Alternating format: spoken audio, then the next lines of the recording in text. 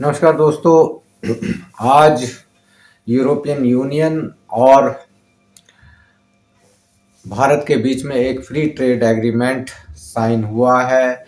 इसको जो इसकी शुरुआत थी वो 2007 में की गई थी कि इस तरह के संबंध जिससे कि पॉलिटिकल हमको माइलेज मिले, पूरी दुनिया में एक हमारा स्थान बने, और दूसरी बात कि हमारे और यूरोपियन यूनियन के बीच में जो ट्रेड है उसका ज़्यादा से ज़्यादा लाभ भारत को मिले।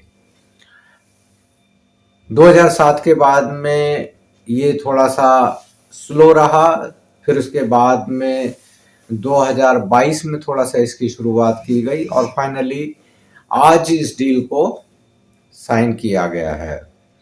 अब ऐसा इसमें बताया जा रहा है कि ये मदर ऑफ ऑल डील है। ऐसा मीडिया भौकाल मचा रहा है कि ये मदर ऑफ ऑल डील है, और सरकारी विज्ञापन जो है वो इसको बताने की कोशिश कर रहे हैं कि ये जैसे बहुत बड़ा काम हो गया है।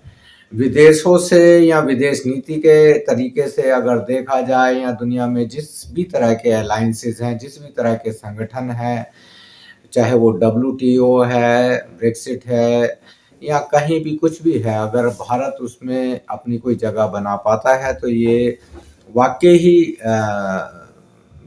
भारत के लिए, उसकी विदेश नीति के लिए एक अच्छी बात होती है। लेकिन भारत अभी तक स्पेशली 2014 के बाद से इन अंतर्राष्ट्रीय संगठनों में ना तो अपनी कोई खास जगह बना पा रहा है, ना ही इनका कोई खास लाभ ले पा रहा है। अलबत्ता ऐसा लगता है, जो डील्स हैं उसमें ऐसा लगता है कि जो लोग हमसे, यानी जो देश हमसे जो डील कर रहे हैं, वो भारत से फायदा ज़्यादा उठाना चाहते हैं और उसको लाभ कम देना चाहते हैं। और भारत की जो इमेज है वो कोई बहुत अच्छी खासी अभी नहीं चल रही है, और जिसमें कि अभी अगर आप अंतर्राष्ट्रीय स्तर पर भी देखें तो ऐसे बहुत सारे मामले हैं, आपको लग जाएगा कि ये कोई ज़्यादा लाभ वाली बात नहीं हो पा रही है। आज जो फ्री ट्रेड एग्रीमेंट साइन किया गया है, ये हालांकि 2027 से प्रभावी होगा। इसका जो तकरीबन 120 बिलियन डॉलर तक, यानी ये डील हो जाने के बाद में 120 बिलियन डॉलर तक भारत को लाभ होने की संभावना है, जो कि अभी फिलहाल में ही 70 बिलियन डॉलर तक इसमें अभी व्यापार भारत और यूरोपियन यूनियन के बीच में चलता है।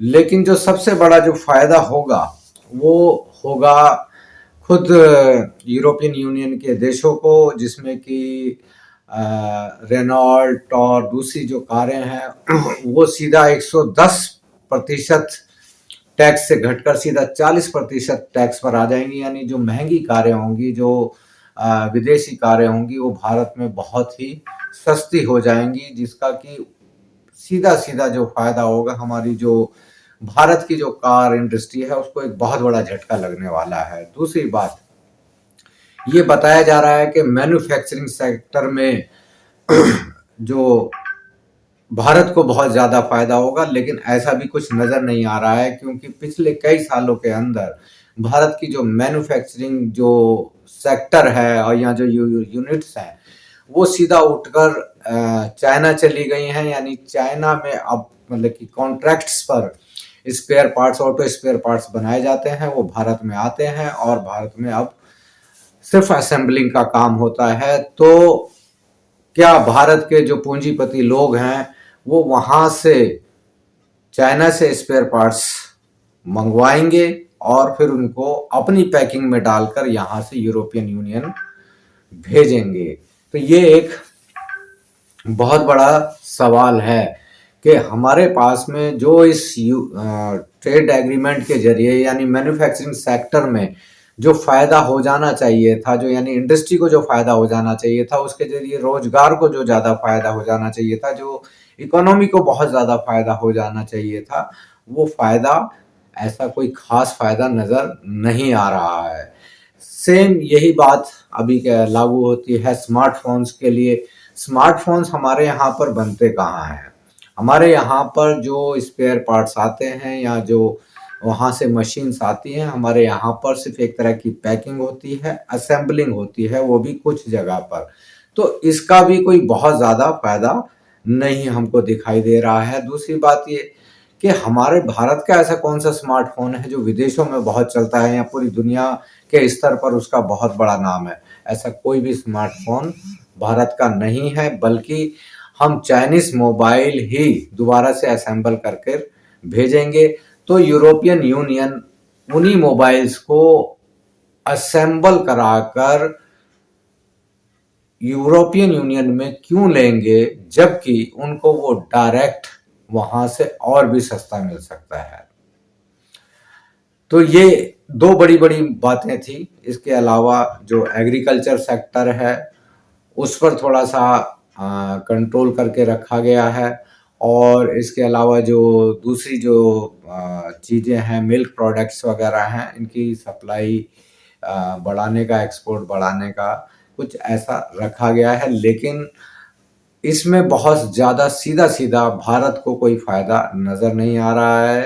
हालांकि इसको मदर ऑफ ऑल डील और जिस तरह की अपना गोदी मीडिया, सरकारी मीडिया, ये दरबारी मीडिया जो कह रहा है, उससे कोई ज़्यादा फायदा भारत को मिलने नहीं जा रहा है। लेकिन तो भी ये 2027 में डील प्रभावी होगी, तो इसके आगे क्या नतीजे निकलेंगे ये आगे अभी देखना होगा। रही बात विदेशी इन्वेस्टमेंट की, तो विदेशी इन्वेस्टमेंट भी जो अभी यहाँ पर ज़्यादा नहीं आ रहे हैं। हालांकि उसकी बहुत सारी वजह हैं, लेकिन जो एक्सपेक्टेड इन्वेस्टमेंट है वो भारत में नहीं आ रहा है। और सबसे बड़ी बात यह है कि जो उसकी जो प्रक्रिया है जिससे कि भारत को ज़्यादा लाभ हो, वह इस प्रक्रिया को सही ढंग से इम्प्लीमेंट नहीं किया जा रहा है।